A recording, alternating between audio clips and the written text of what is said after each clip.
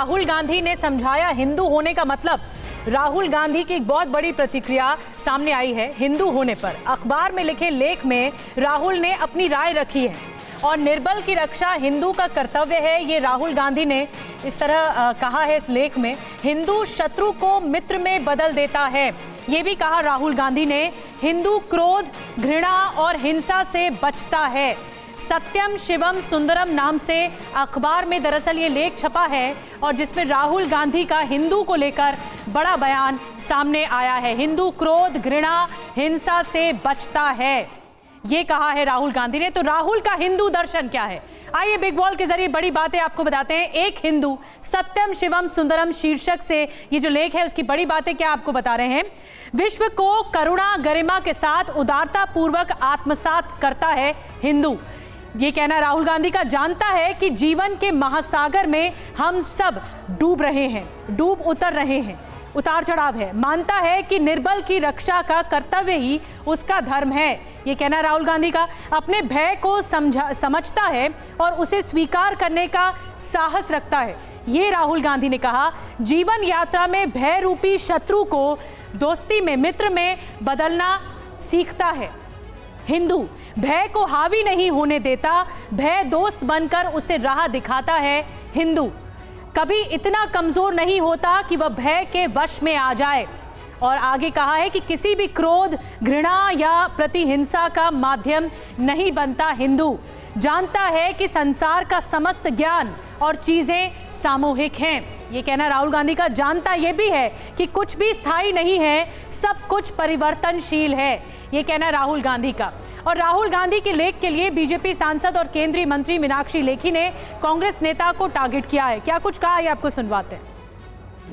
देखिए, हिंदू करुणा से भरा है, इसलिए बुराई से नफरत करता है। करुणा का ही एक हिस्सा है कि भ्रष्टाचार, जिसमें मैं नाम नहीं गिनवाना चाहती, इनके समय में जीजा जी से लेकर तमाम जी घोटाले हुए हैं, 2G 4G सब 2G और अन्य काम जो इन्होंने किए हैं। और उस वक़्त ज़मीन से लेकर आसमान तक का जो घोटाला होता था वो भी सबके सामने है। आप क्या उम्मीद करते हैं इन लोगों से जो चुनावी हिंदू बन जाते हैं? आप क्या उम्मीद करते हैं जो प्रैक्टिस कुछ और करते हैं और दिखाते कुछ और है? आप क्या उम्मीद करते हैं जिनके समय पर तमाम तरीके की गलतियां जो है समाज के साथ हुई, और ख़ास तौर पे इतने लंबे समय काल के बाद 47 से कितने साल तक तो यही लोग थे ना, देश में क्या हालत थी आप अच्छी तरह जानते हैं। तो मीनाक्षी लेखी को आपने सुना, वो अलग हमलावर है राहुल गांधी पर, लेकिन कुमार विक्रांत इस बीच हमारे साथ जुड़ गए हैं। आपने राहुल गांधी का ये हिंदू दर्शन देखा, जो लेख में बड़ी बातें हैं। कुमार, हमने दर्शकों को बताई, क्या राहुल गांधी का ये हिंदुओं का सबसे बड़ा हितैषी होने के नैरेटिव को पेश करने की कोशिश है? मायने क्या है इस बयान के?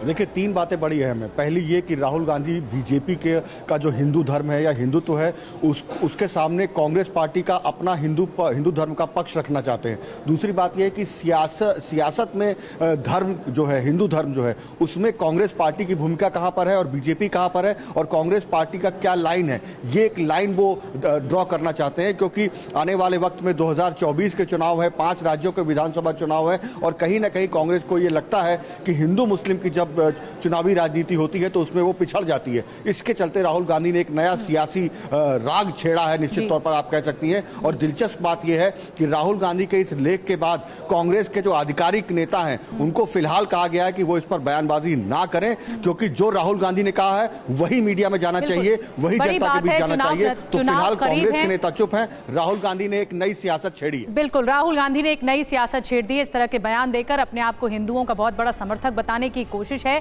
चुनाव करीब है, इसलिए नैरेटिव भी करने की कोशिश हो सकती है। बहुत बहुत धन्यवाद कुमार, ये 3 बड़ी बातें बताने के लिए जो इस हिंदू दर्शन ज्ञान से निकलकर सामने आई है।